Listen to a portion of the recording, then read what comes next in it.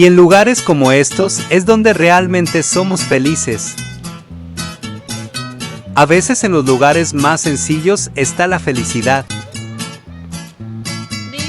donde se respira aire de pura vida. Manito arriba si eres de las personas que ama el campo.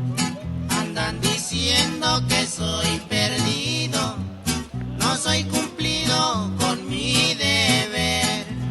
Nada me importa lo que critique, yo seguiré con mi proceder. Yo nunca he dicho que soy un ángel, porque comprendo que no es así. Toda esa gente que sabe tanto, cuiden lo suyo y déjenme a mí.